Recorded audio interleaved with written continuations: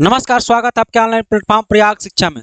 जैसे कि लगातार हम लोग यूपी स्पेशल पढ़ रहे हैं और यूपी स्पेशल में यूपी का भूगोल पढ़ रहे थे, यूपी के इतिहास कंप्लीट कर चुके हैं और यूपी के भूगोल पढ़ रहे हैं। आज का जो है नया टॉपिक लेकर आए हैं और नया टॉपिक आज यूपी का उद्योग पढ़ेंगे। यूपी का क्या करेंगे हम लोग? उद्योग पढ़ेंगे, यूपी का उद्योग। उसी क्रम में जो है आज हम यूपी का उद्योग पढ़ेंगे और टॉपिक बहुत है आपका इंटरेस्टेड होने वाला। जो यूपी में उद्योग है उस पर हम चर्चा करने चल रहे हैं। तो फटाफट सभी लोग जुड़ जाइए चैनल पे, प्रयागराज शिक्षा चैनल से आप लोग जुड़ जाइए। जितने लोग नए हैं सभी लोग जुड़ जाइए। और जुड़ने से पहले एक विशेष सूचना है कि आप लोग पेन, पेंसिल, रबड़, कॉपी लेकर बैठिए। और लेकर बैठने से क्या होगा कि आप लोग नोट्स बनाते रहेंगे। जब नोट्स बनाते रहेंगे तो आपका एक मटेरियल मिल जाएगा। तो आइए शुरुआत करते हैं यूपी का उद्योग। आज का नया टॉपिक है यूपी में क्या कौन कौन से उद्योग हैं, इसका विस्तार कैसे कैसे हुआ।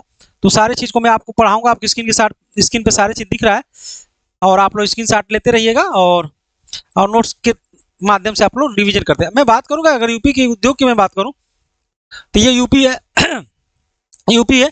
और उत्तर प्रदेश में कैसे कैसे उद्योगों का विकास हुआ, कहाँ कहाँ पे उद्योग है, किस किस स्थान पर किस उद्योग का विकास हुआ, कैसे हुआ, तमाम चीज हम बताएंगे। बुंदेलखंड में कौन सा उद्योग लगाया गया, पूर्वांचल में कौन सा उद्योग लगाया गया, तो सारी चीजों पे आज चर्चा हम करने चल रहे हैं। तो आइए शुरुआत करते हैं आपके पहले टॉपिक को लेकर आए और पहला टॉपिक आपके स्क्रीन पे अब आ रहा है और बात करेंगे यूपी में उद्योग। पहले तो यूपी का विकास कैसे हुआ, उद्योग का कहाँ पे कैसे हुआ, तमाम चीज में देखते हुए चलेंगे। यूपी के उद्योग की में बात यह है कि ये सर्वाधिक रोजगार देने वाला एक उद्योग जो है यूपी में, अगर सर्वाधिक किसी व्यक्ति को रोजगार देता है तो वो हथकरघा है। क्या है? हथकरघा, या इसी को हम कहते हैं क्या? कृषि। दो उद्योग उत्तर प्रदेश में सर्वाधिक रोजगार देता है। पहला जो है हथकरघा, जो साड़ी का कटाई बुनाई जो होता है, जो साड़ी बनती है उसी को हथकरघा कहते हैं। दूसरा कृषि। तो उत्तर प्रदेश में अगर प्रश्न पूछेगा उत्तर प्रदेश में सर्वाधिक रोजगार देने वाला उद्योग कौन सा है, तो पहला आप कहेंगे हथकरघा, दूसरा कहेंगे कृषि के बाद। ठीक है, तो कृषि पहले पे हो जाता है, सॉरी हथकरघा दूसरे पे होता है, यानी साड़ी का जो बुनाई हो जाता है वो दूसरे पे। और यूपी के पहले व्यक्ति जो होते हैं वो क्या करते हैं, वो कृषि कार्य करते हैं, दूसरे पे ही करते हैं। अगर मैं बात करूं उत्तर प्रदेश के प्रमुख औद्योगिक नगर कौन सा है, अगर यूपी के प्रमुख औद्योगिक नगर पे मैं अगर चर्चा करूं तो पहले औद्योगिक नगर की अगर मैं बात करूं तो कानपुर। उत्तर प्रदेश का प्रमुख औद्योगिक नगर जो है, इंडस्ट्रियल एरिया जो है आपका कानपुर है। कहा जाता है कि कानपुर में चर्म उद्योग की राजधानी कहा था। चमड़े का जो उद्योग है ये कानपुर और आगरा में सबसे ज्यादा किया जाता है। कानपुर और आगरा में क्या किया जाता है? चमड़े का उद्योग सबसे ज्यादा होता है, इसीलिए इसे चर्म उद्योग की राजधानी कही जाती है। क्या? चर्म उद्योग की राजधानी कही जाती है। अगर मैं बात करूं कानपुर में टेक्सटाइल पार्क या टेक्सटाइल मशीन का भी निर्माण किया गया था। चमड़े का उद्योग सबसे ज्यादा जो है कानपुर और आगरा में किया जाता है, इसीलिए चर्मो उद्योग की राजधानी किसको कहते हैं हम लोग? कानपुर को कहते हैं। अगर मैं बात करूं कि यूपी में जो उद्योग है, यूपी को मैं बात करूं तो कपड़ा का अनुसंधान संस्थान भी कहाँ है, टेक्सटाइल पार्क भी कहाँ है?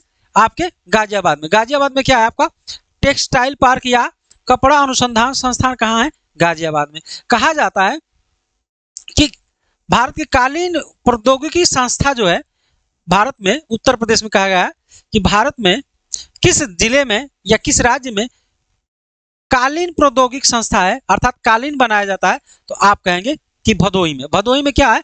दुनिया का, भारत का सबसे बेहतरीन जो कालीन है ये भदोही में बनाई जाती है। भदोही और मिर्जापुर में क्या है? कालीन सबसे बेहतरीन तरीके से बनाई जाती है। तो इस मामले में आप देखेंगे तो यूपी के उद्योग में जो है भदोही नंबर 1 है। क्या? कालीन के निर्माण में कहा जाता है। अगले की मैं अगर मैं बात करूं, ऊनी वस्त्रों का प्रथम कारखाना कहां बनाया गया था, तो उत्तर प्रदेश में प्रथम कारखाना जो ऊनी वस्त्रों का बनाया गया था ये 1876 में बनाया गया था। ये कहां बनाया गया? तो कानपुर में। तो कानपुर में 1876 में ऊनी वस्त्रों का प्रथम कारखाना बनाया गया था जो उत्तर प्रदेश में है। ध्यान रखिएगा, कानपुर में 1876 में ऊनी वस्त्रों का प्रथम कारखाना बनाया गया था, इस बात को ध्यान रखिएगा। अगर मैं बात करूं पश्चिमी यूपी की मैं बात करूं तो ये आर्थिक रूप से सर्वाधिक विकसित क्षेत्र है। आर्थिक इकोनॉमिक्स रूप से देखा जाए तो पश्चिमी यूपी क्या है? अत्यधिक क्या है? विकसित है, क्योंकि दिल्ली एनसीआर से लगा हुआ है और यहाँ पे क्या डेवलपमेंट बहुत ज्यादा है औरों की अपेक्षा ऊपर। तो पश्चिमी उत्तर प्रदेश जो है आर्थिक रूप से सर्वाधिक क्या है? विकसित है या सर्वाधिक विकसित है। अगर मैं बात करूं कि औद्योगिक राजधानी या औद्योगिक या आर्थिक राजधानी किसे कहा जाता है? तो औद्योगिक राजधानी या आर्थिक राजधानी हम कानपुर को कहते हैं। किसको कहते हैं? कानपुर को कहते हैं। यूपी का मैनचेस्टर किसे कहते हैं बेटा? तो कानपुर को कहते हैं। किसे कहते हैं? कानपुर को कहते हैं। किसे कहते हैं? कानपुर को कहते हैं।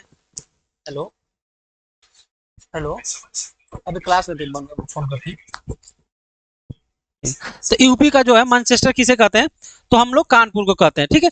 पहला चमड़ा पार्क कहाँ है? तो पहला चमड़ा पार्क जो है ये कहाँ है? ये भी कानपुर में। ध्यान रखिएगा, यूपी का मैनचेस्टर किसे कहते हैं? तो कानपुर का। फर्स्ट चमड़ा पार्क कहाँ है? तो ये भी कानपुर में।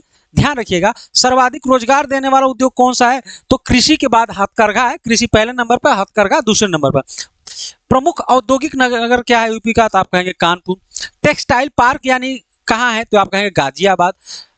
उत्तर प्रदेश में कालीन प्रौद्योगिक संस्था कहाँ स्थित? आप कहेंगे भदोही। 1876 में कानपुर में सबसे पहले ऊनी वस्त्रों का फर्स्ट कारखाना लगाया गया और आर्थिक रूप से सर्वाधिक विकसित क्षेत्र जो है ये पश्चिमी उत्तर प्रदेश है। ध्यान रखिएगा, ये सारी चीज आपको क्या है बहुत बेहतरीन तरीके से यूपी के उद्योग में पढ़ाया जा रहा है और एक एक करके आप इसको क्या करिएगा, याद कर लीजिएगा, इसको स्क्रीनशॉट लेके रख लीजिएगा, क्योंकि यहाँ से प्रश्न क्या है यूपी के उद्योग से पूछेगा तो आपको बताना है। क्योंकि एक बार प्रश्न पूछा था कि ऊनी वस्त्रों का फर्स्ट उद्योग या ऊनी वस्त्रों का प्रथम कारखाना कहाँ लगाया गया था? तो आप बताएंगे कानपुर में लगाया गया था। ओके, उम्मीद करता हूँ कि चीजें क्या आपको समझ में आ रही है। आइए अगले मैं बात करता हूँ, अगले स्लाइड पे मैं बात करूंगा। तो उसमें क्या है कि अब कुछ ऐसे चीज दी है जैसे रेशम उद्योग। अगर रेशम उद्योग की मैं बात करूं, ये कहाँ है, कैसे है, रेशम उद्योग का विकास कैसे हुआ, तो उस पर अगर मैं चर्चा करूं तो रेशम उद्योग जो है ये तीन तरीके से होती है। रेशम उद्योग क्या है? तीन तरीके से होती है। पहला रेशम होता है जो शहतूत रेशम होता है, दूसरा रेशम जो होता है टसर रेशम होता है, तीसरा जो होता है इरी रेशम होता है। और इसका विकास कैसे कैसे होता है, इसका कहाँ कहाँ से उद्योग है, सारी चीज को मैं बताऊंगा। अगर मैं बात करूं तो शहतूत रेशम जो है, यह शहतूत रेशम जो है का अनु और एवं विकास कैसे, अरे शहतूत रेशम जो है इसका अनुसंधान और इसका विकास कहाँ हुआ? तो इसका संबलपुर और गोंडा में। क्या है? इसका गोंडा में क्या होता है, इसका अनुसंधान केंद्र और इसका विकास माना जाता है। टसर रेशम जो है, ये टसर रेशम का अनुसंधान एवं विकास केंद्र कहाँ है? ये सोनभद्र में। कहाँ है? सोनभद्र में। अगर मैं इरी रेशम की मैं बात करूं तो इरी रेशम का अनुसंधान एवं विकास केंद्र कहाँ है? औरैया में। कहाँ है? औरैया में। ध्यान रखिएगा, ये तीनों रेशम पूछता है। उत्तर प्रदेश में तीन रेशम होते हैं, शहतूत रेशम, टसर रेशम और इरी रेशम। ये तीनों का विकास कहाँ है, अनुसंधान और विकास कहाँ किया जाता है? तो आप कहेंगे गोंडा, सोनभद्र और औरैया में कहा जाता है। कहा जाता है कि पंडित दीनदयाल उपाध्याय हस्तकुल शकुल कहाँ है? ये बनास या बनारस नहीं, बनारस है। ठीक है, ये है। तो उम्मीद करता हूं कि चीजें आपको रेशम उद्योग भी समझ में आया होगा। अगर मैं बात करूं, आगे मैं बात करता हूं, आगे मैं बात करूं आप लोग से, थोड़ा सा मैं तेज पढ़ा रहा हूं। अब आर्थिक स्थिति में आर्थिक गतिविधियों की विशेष आर्थिक क्षेत्र क्या है, कैसे कैसे, तो तमाम चीजों को देखिए, कहां पर कितना नौकरी कैसे मिलता है। तो मैं बात करूं, कहा जाता है कि सूचना और प्रौद्योगिकी में, सूचना और प्रौद्योगिकी यानी आईटी सेल की मैं बात करूंगा, वहां पे क्या 74% इनका दिख रहा है। टेक्सटाइल और हैंडीक्राफ्ट में 3% यहाँ पे क्या है आर्थिक गतिविधियों में सहयोग मिलता है। कहा जाता है कि मल्टीपल प्रोडक्ट में 20%, नॉन कनेक्टिव में जो है एनर्जी में क्या है 3%। यानी हम कह सकते हैं कि आर्थिक गतिविधियों की जो विशेष आर्थिक क्षेत्र है, जो स्वीकृति और जो इतनी से किस तरह से डेवलपमेंट किया गया, किसमें ज्यादा हमको पैसा मिलता है, तो तमाम आईटी से सबसे ज्यादा यहाँ पे क्या होता है उत्तर प्रदेश को लाभ मिलता है। अगर मैं बात करूं कि जो हमारे औद्योगिक क्षेत्र थे, कहां कहां पे हमारे औद्योगिक क्षेत्र का सबसे ज्यादा विकास हुआ, किन किन जिलों में सबसे ज्यादा विकास हुआ है, अगर मैं उसकी चर्चा करूं तो आप स्क्रीन पर देख सकते हैं, मैं उत्तर प्रदेश का मैप बनाया हूं। उत्तर प्रदेश के मैप में आप जब देखेंगे तो सारी चीज आपको स्पष्ट है। सबसे ज्यादा जो है पश्चिमी आर्थिक क्षेत्र, अगर मैं बात करूंगा पश्चिमी आर्थिक क्षेत्र की मैं बात करूं, इसमें 30 जिले आपको आ जाते हैं जो सबसे ज्यादा आर्थिक रूप से क्या है मजबूत है, जो 30 जिले आ जाते हैं, जैसे गौतम बुद्ध नगर हुआ, आगरा हुआ, फिरोजाबाद हुआ। ये आर्थिक रूप से उत्तर प्रदेश का सर्वाधिक विकसित क्षेत्र वाले हैं। उत्तर प्रदेश का सर्वाधिक विकसित क्षेत्र वाले जो है 30 जिले हैं जो पश्चिमी आर्थिक क्षेत्र में आते हैं। अगर मैं बात करूंगा बुंदेलखंड के क्षेत्र में, बुंदेलखंड के क्षेत्र में मैं बात करूं तो 7 जिले हैं जो बुंदेलखंड में आते हैं, जैसे बांदा है, ललितपुर है, झांसी है, जो ये क्या है ये यहाँ पे डुप्लीकेट में है। अगर मध्य आर्थिक क्षेत्र की मैं बात करूंगा तो मध्य आर्थिक क्षेत्र में आपको 10 जिले आते हैं। मध्य आर्थिक क्षेत्र में कितने जिले आते हैं? 10 जिले आते हैं। जैसे कानपुर, उन्नाव, लखनऊ, रायबरेली, अमेठी जो है ये क्या है आपको मध्य आर्थिक क्षेत्र में आते हैं 10। पूर्वी आर्थिक क्षेत्र की मैं बात करूं, पूर्वी आर्थिक क्षेत्र की मैं बात करूं तो 28 जिले आते हैं। क्या आते हैं? 28 जिले आते हैं, जिसमें मऊ है, वाराणसी है, भदोही है, मिर्जापुर में, जौनपुर है। ये क्या है? पूर्वी में। तो ध्यान रखिएगा, कभी कभी प्रश्न पूछ देता है कि पश्चिमी आर्थिक क्षेत्र में कितने जिले आते हैं, तो आप कहेंगे 30। पूर्वी आर्थिक क्षेत्र में कितने जिले आते हैं, तो आप 28। मध्य आर्थिक क्षेत्र में कौन आते हैं? 10। बुंदेलखंड आर्थिक क्षेत्र में कितने आते हैं जिले? तो 7। इस तरह से आपको मैपिंग से क्या है देखकर याद करेंगे तो आर्थिक क्षेत्र में जो भी जिले होंगे आप उसको क्या कर सकते हैं? अच्छे से याद कर सकते हैं और याद कर लेंगे, क्योंकि इसका एक ही तरीका याद करने का। आप बार बार वीडियो को देखिए, आप स्क्रीनशॉट लीजिए और मैपिंग को के द्वारा देखेंगे, मैपिंग से देखेंगे तो चीजें आपको क्या आ जाएगा? स्पष्ट रूप से पता चल जाएगा। क्योंकि एक बार प्रश्न पूछा था कि पश्चिमी आर्थिक क्षेत्र में कितने जिलों को शामिल किया गया है, तो कितने? तो 30। ठीक है, उम्मीद करता हूं कि आप चीजें समझ में आ रहा है या आ रही है। तो सभी लोग एक बार स्क्रीनशॉट ले लीजिएगा। अगर मैं बात करूं आर्थिक गतिविधियों का के संचालन है तो प्रदेश को 4 आर्थिक क्षेत्र में बांटा गया। अगर मैं अभी बताया कि उत्तर प्रदेश को 4 आर्थिक क्षेत्रों में क्या किया गया? बांटा गया। कहा गया कि जो पश्चिमी आर्थिक क्षेत्र है इसमें प्रदेश के 30 पश्चिमी जिले आते हैं और मध्य आर्थिक क्षेत्र में इसमें प्रदेश के 10 मध्यवर्ती जिलों को शामिल किया गया है।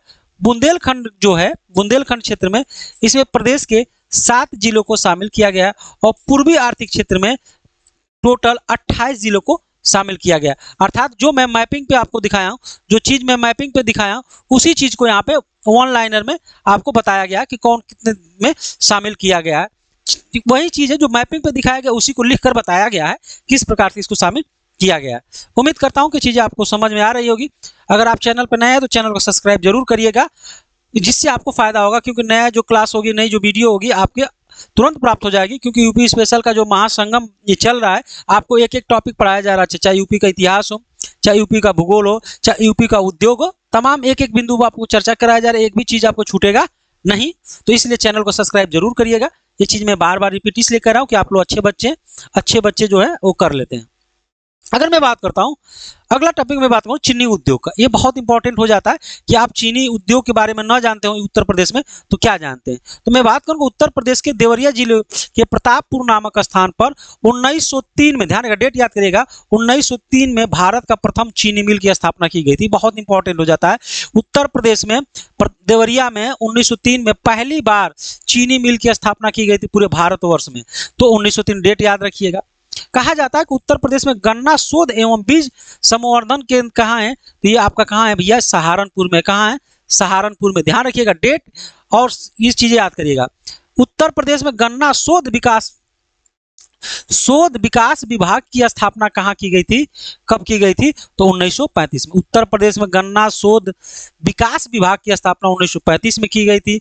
वही उत्तर प्रदेश सहकारी गन्ना समिति संघ लिमिटेड लखनऊ की स्थापना कब की गई थी? तो 11 अगस्त 1949 को। लाल बहादुर शास्त्री गन्ना किसान संस्था कहाँ स्थित है? ये लखनऊ में स्थित है। इसकी स्थापना कब की गई थी? तो 1975 में की गई थी।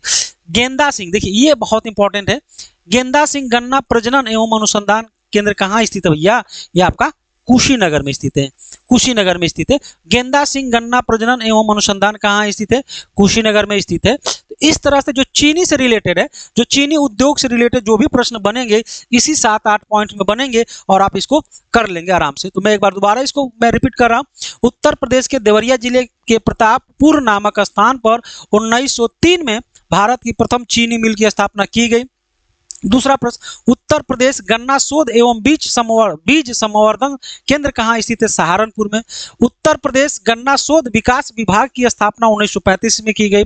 उत्तर प्रदेश सहकारी गन्ना समिति संघ लिमिटेड लखनऊ की स्थापना 11 अगस्त 1949 में की गई। लाल बहादुर शास्त्री गन्ना किसान संस्था लखनऊ में 1975 में की गई थी।